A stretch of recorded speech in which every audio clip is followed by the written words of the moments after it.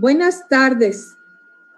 Agradezco a la Procuraduría General de Justicia del Estado de Hidalgo y a su procurador, el maestro Raúl Arroyo González, la invitación a realizar esta conferencia porque es un gran impulsor de los temas de género.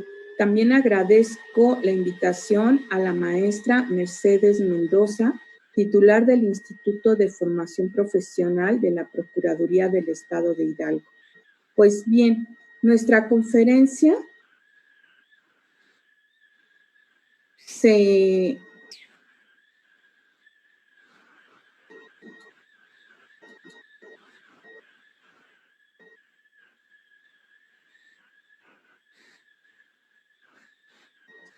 trata hoy de violencia familiar y feminicidio en tiempos del COVID. Ustedes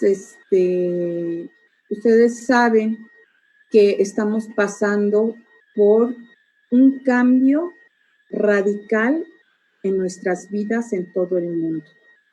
Este cambio, ¿qué es lo que ha traído? Ha traído muchas consecuencias económicas, sociales, políticas, y en México ya veníamos desarrollando un gran problema con la violencia de género. Así las cosas, la violencia familiar ha ido en aumento debido no solamente a la actual situación. Este ya era un problema de tiempo atrás. Y con el encierro, pues el estar 24 horas conviviendo, las familias, las personas que están en un mismo lugar, pues las emociones se van incrementando.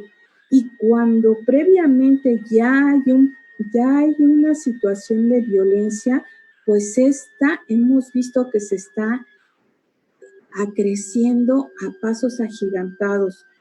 Por ejemplo, la violencia familiar es un delito que lo tenemos establecido en el Código Penal Federal y nos dice que se comete el delito de violencia familiar quien lleve a cabo actos o conductas de dominio, control o agresión física, psicológica, patrimonial o económica a alguna persona con la que se encuentre o haya estado unida por vínculo matrimonial, de parentesco, por consanguinidad, afinidad o civil, concubinato o una relación de pareja dentro o fuera del domicilio. Se ha hablado de que esta violencia ha crecido por las llamadas que hay al 911. También se ha dicho que estas carecen de veracidad, pero dejemos las llamadas atrás, aunque de enero a marzo se hayan registrado 170,000 llamadas, pues vamos mejor a ver otras cifras. Estas cifras que son oficiales, que son de 2019, nos marcan cuál ha sido la tendencia en la violencia familiar, ¿no? Entonces, por ejemplo, en la Ciudad de México se abrieron 7,622 carpetas de investigación. En Nuevo León, 4,589. En Guanajuato, 3,633 carpetas de investigación. Y en total de la República Mexicana suman 24 carpetas de investigación. ¿Y cómo han crecido los delitos ahora de violencia de género con el COVID? Y estamos hablando de delitos, exclusivamente de delitos. Las cifras que nos da el Secretariado Ejecutivo, que son las cifras oficiales, nos dicen que de febrero a marzo subieron los delitos de violencia familiar en una cantidad de 2,438. Es decir, en febrero de 2020 se reportaron 17,794 delitos de violencia familiar. Y en marzo ya hubo una tendencia a la alza de 20,200 32 delitos. Entonces, con esto vemos que los delitos en violencia familiar en tiempos del COVID están subiendo, pero ¿qué es lo que pasa con los delitos que tenemos registrados? Según las estadísticas, todos los delitos, todos, los que se denuncian y se registran solamente son 1.7% y hay una cifra negra del 93.3%.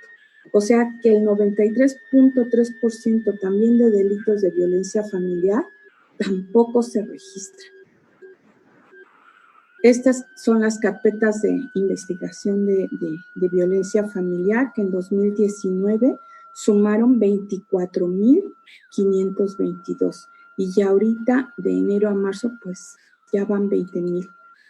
Pero hay otro dato que nos debe de interesar. ¿Cuál es? El de las lesiones dolosas a mujeres, porque muchas veces las mujeres cuando van y denuncian no se abre la investigación por violencia familiar, sino se abre por lesiones y es por lesiones dolosas y este es un gran rubro.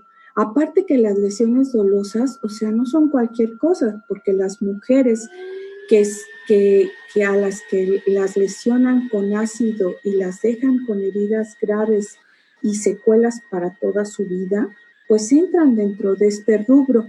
Y entonces vemos que las lesiones dolosas en mujeres son todavía mucho mayores que los delitos de violencia familiar. Estos son los datos y son los datos del Secretariado Ejecutivo.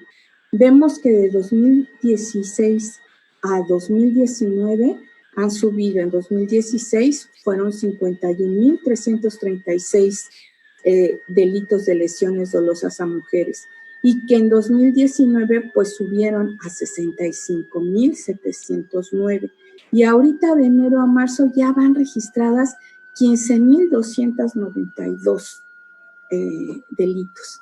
Así que si sumamos las lesiones dolosas que sufren las mujeres con los delitos de violencia familiar, tenemos la cifra de 35,524 a marzo de 2020.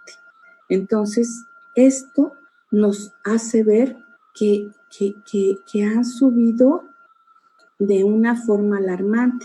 Si esto lo comparamos con lo que está pasando con el COVID, con las víctimas de esta pandemia, vemos que las lesiones dolosas de mujeres con la violencia de feminicidio que vimos que sumaban 35,524 y las comparamos, por ejemplo, eso es nada más de enero a marzo, si comparamos con el mismo de 2020, si comparamos en el mismo trimestre, pues las muertes de COVID fueron 2,507 y aún comparándolas, ya aumentándole las cifras de abril y lo que va de mayo, que al día de hoy son 5,332 víctimas de COVID, pues vemos que no hay comparación, o sea, que sigue la violencia contra las mujeres reflejada en los delitos de lesiones dolosas y de violencia de género, pues son 5 veces más, ¿no? Ahora vamos al feminicidio. ¿Cómo fue que empezó el feminicidio? O sea, el feminicidio siempre ha existido. El feminicidio es el acto de violencia máximo contra una mujer. Entonces, ¿qué es lo que pasa con el feminicidio? Que no siempre fue visibilizado. Entonces, vámonos al siglo pasado, vámonos a lo que decían los criminólogos. Por ejemplo, Lombroso comparaba el feminicidio con el delincuente pasional y lo reflejaba con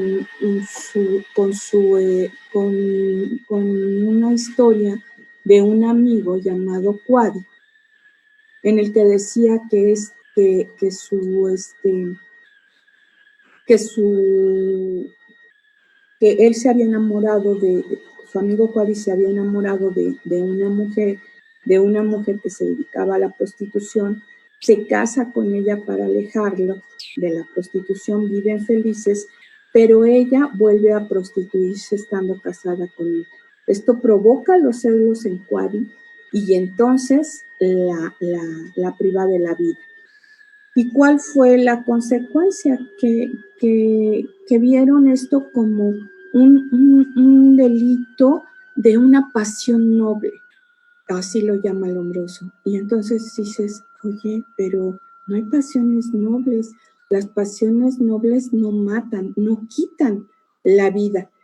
Y entonces Cuadi pasa el tiempo, rehace su vida, se casa, tiene hijos, pasan 20 años y se suicida dejando una carta diciendo que nunca olvidó a la mujer que él asesinó y que tanto amó. Eso, si nosotros vemos muchas historias en las noticias hoy en día de feminicidios, pues es una historia muy similar. Una de las razones por las que ocurre un feminicidio es por los celos excesivos de su pareja.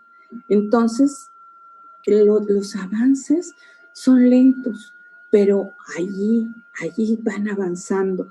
Y la manera en que empezamos a darnos cuenta que las mujeres eran privadas de la vida por el hecho de ser mujeres en México, pues la notamos cuando empezaron esas privaciones de la vida en Ciudad Juárez, donde una contadora, la contadora Chávez Cano, empezó a anotar en una libretita y empezó a ver las noticias de aquel tiempo, porque en aquel tiempo, en los 90s, pues no había todavía internet, todavía no había redes sociales, todavía no había, empezaban los teléfonos celulares, no había los medios de comunicación como por ejemplo el que hoy estamos usando para esta conferencia.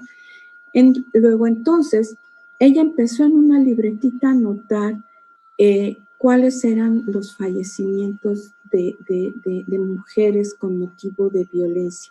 Y entonces empezó a ver situaciones comunes como que trabajaban en maquiladoras, como que eran chicas jóvenes, y entonces empezó a ver esas diferencias y empezó a hacerlas notar, porque lo primero que había que hacer era formar estadística de que las mujeres estaban siendo privadas de la vida por ser mujeres y que no se confundieran con otros delitos de privaciones de vida como la de los hombres o privaciones de vida de mujeres por otros hechos que no fueran de violencia hacia ellas por el hecho de ser mujeres.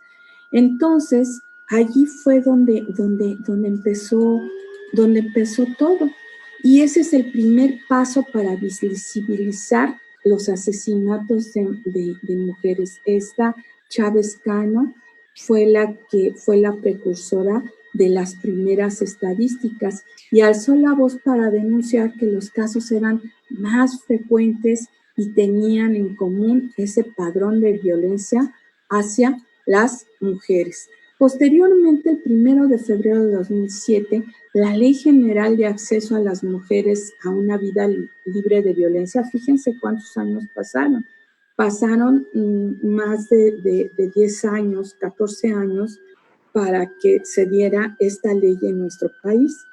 Y entonces aquí ya tipifica a la violencia feminicida como la forma extrema de violencia de género contra las mujeres, producto de la violación de sus derechos humanos en los ámbitos público, privado y conformada por el conjunto de conductas misóginas que pueden conllevar impunidad social y del Estado y puede culminar en homicidio y otras formas de muerte violenta.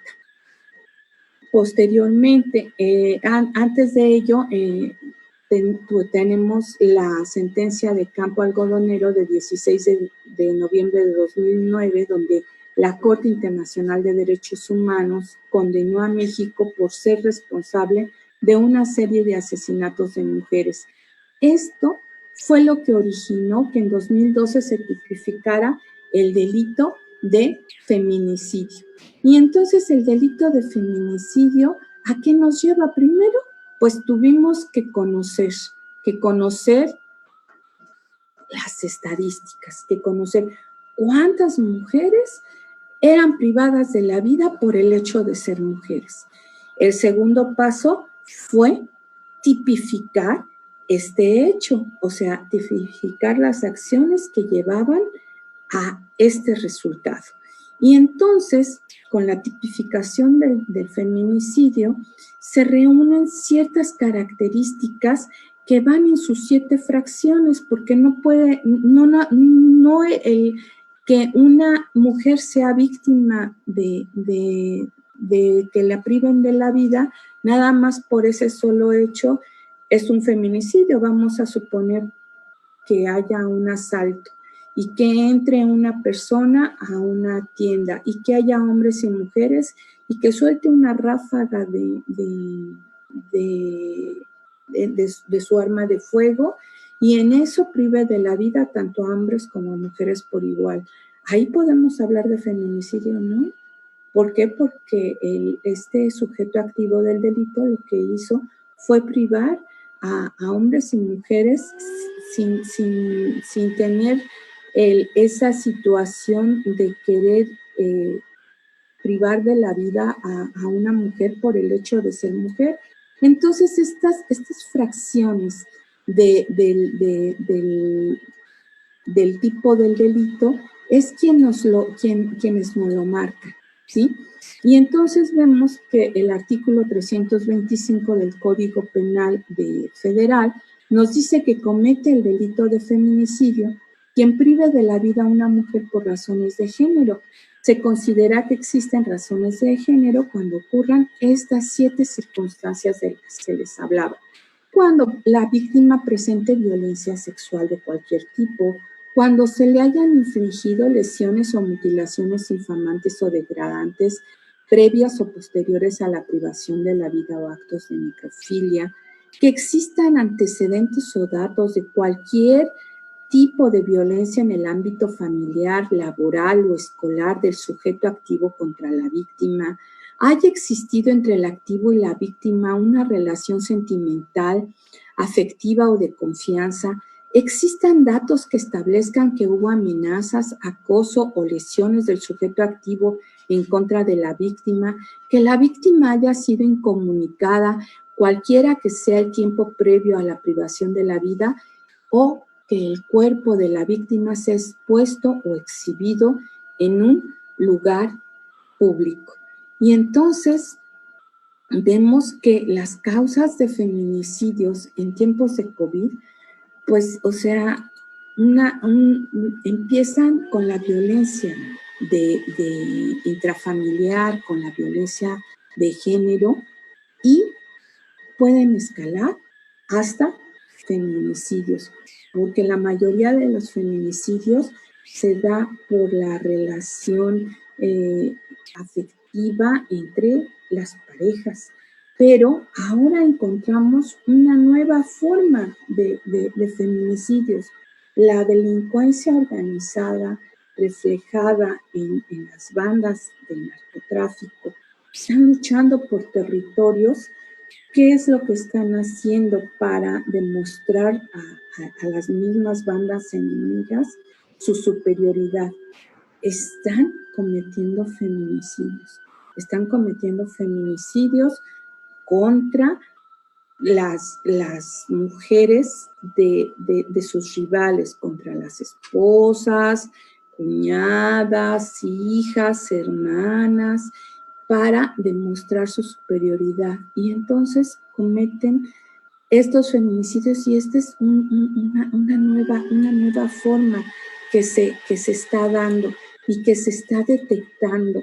Entonces, podemos decir que ahorita en las causas de feminicidio, en esta época coincidente con el COVID, es la violencia familiar derivada del encierro y las situaciones por los feminicidios por narcotráfico, por lucha de territorios.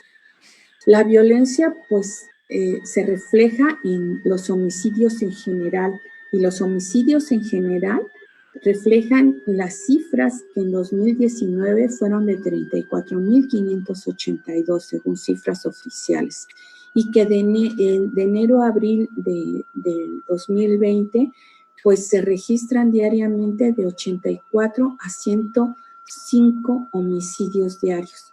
Y pues los feminicidios que se están registrando son 11 feminicidios. Miren, por ejemplo, las situaciones que se reflejan del crimen organizado, la vemos en feminicidios como este, ¿no? Por ejemplo, saqué esta noticia del 2 de mayo de 2020, donde 3 mujeres fueron degolladas, atadas de manos, con huellas de tortura en el municipio de Sainalto, y en la escena del crimen había una narcomanta con mensaje que aludía a pugnas entre bandas rivales del crimen. Entonces, veamos cuáles son las cifras de feminicidios.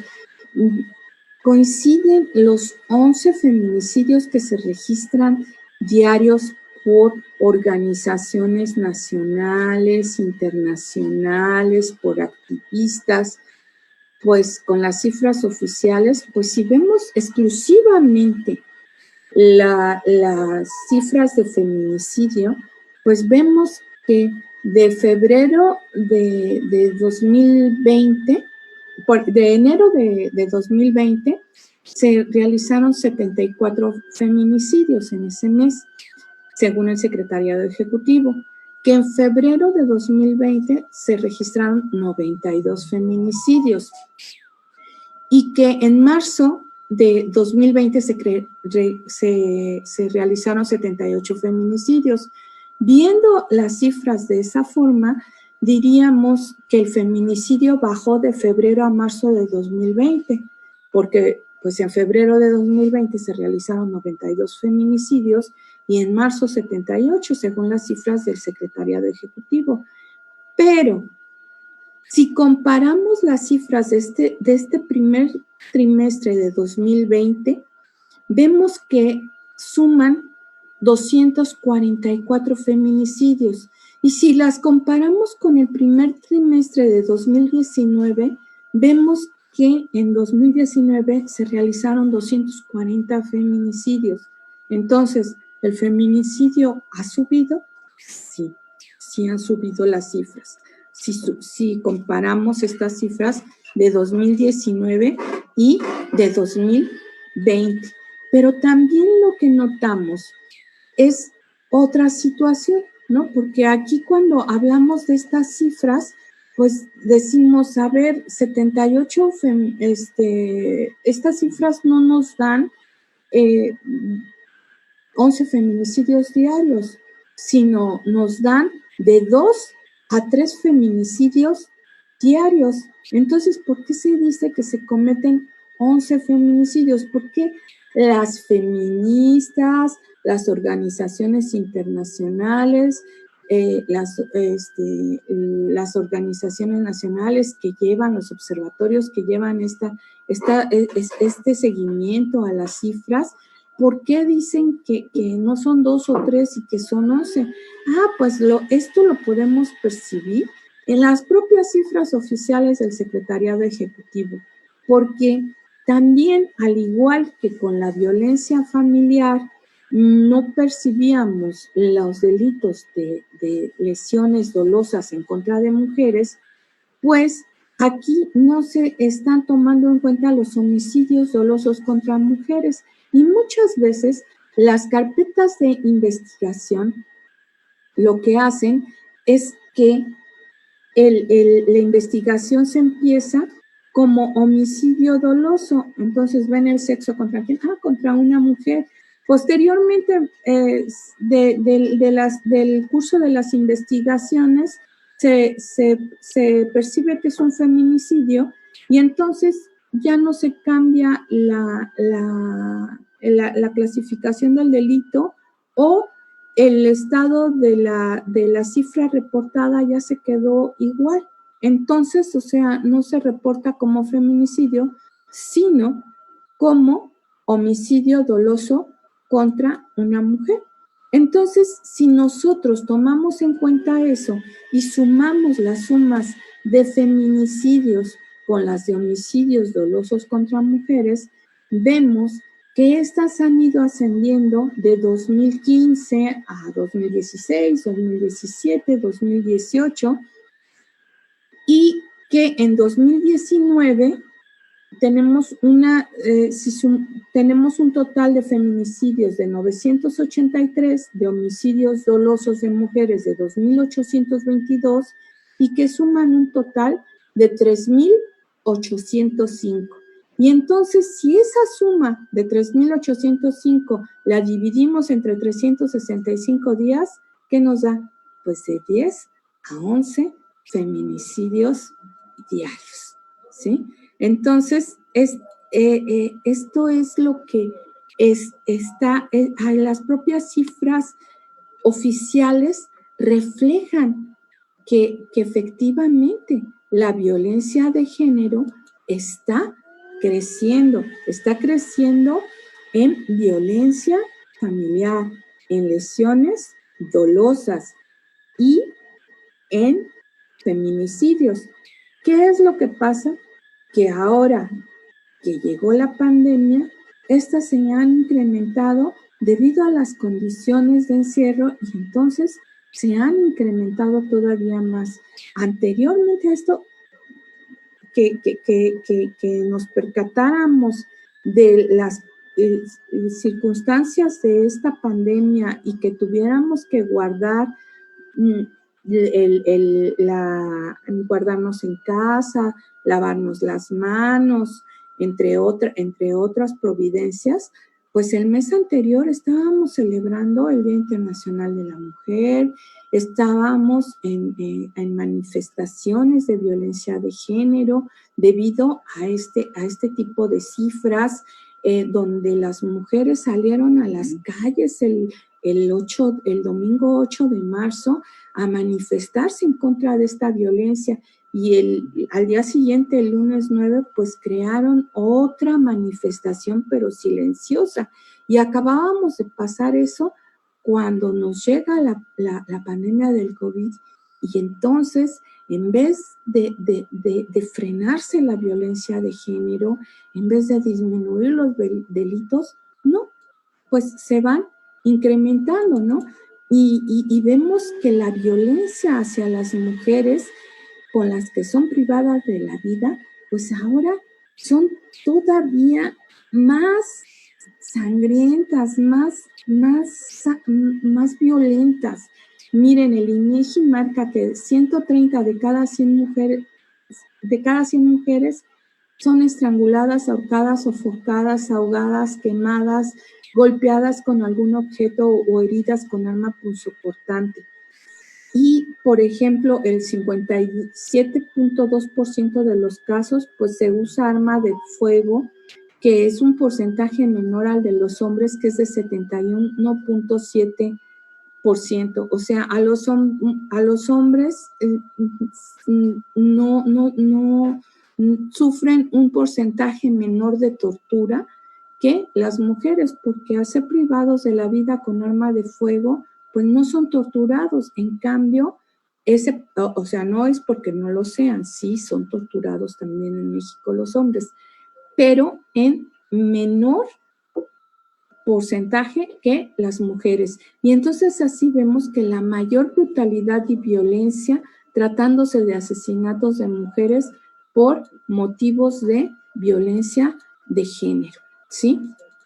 Y entonces vemos que los feminicidios, esta es la última de enero que bueno que ya vi.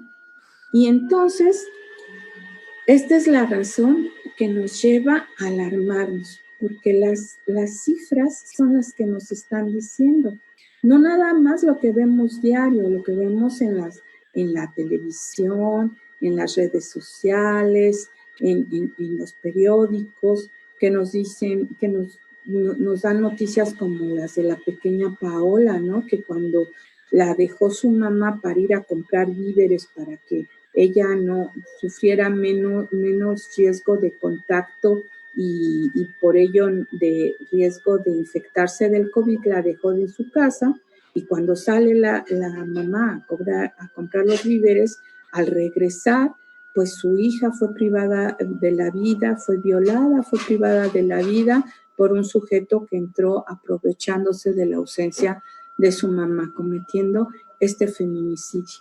Entonces, son muchas, estas cifras nos dan mucho que reflexionar, porque son objetivas, no es algo que estemos pensando que esté dentro de nuestra imaginación. La violencia contra las mujeres en México ha ido en aumento, ha ido creciendo. Entonces, tenemos que visibilizar esta situación, porque cuando conocemos el problema, ahorita, por ejemplo, con el COVID se conoce, hay un contagio, hay una enfermedad, y ahorita se está buscando la cura para esa enfermedad por medio de una vacuna. Cuando se encuentre la vacuna, se va a encontrar la cura.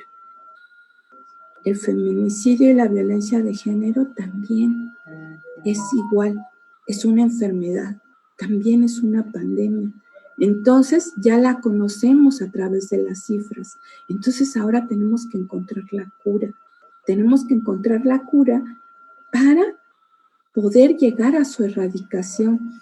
Hay muchos esfuerzos institucionales en la violencia de género, llamar al 911, en el feminicidio tenemos la alerta de género, que lamentablemente pues no ha obtenido los resultados que se han querido, ¿no? Porque en un lugar como Veracruz, que es donde hay hasta 2 alertas de género, pues sigue siendo uno de los primeros lugares en feminicidio. Entonces tenemos que seguir, así como buscamos la vacuna del COVID, tenemos que buscar acciones que prevengan y erradiquen la violencia de género en todas sus modalidades, en violencia familiar, en lesiones, en violación, y la máxima, que es feminicidio. Entonces, un momento, por favor. Me están diciendo que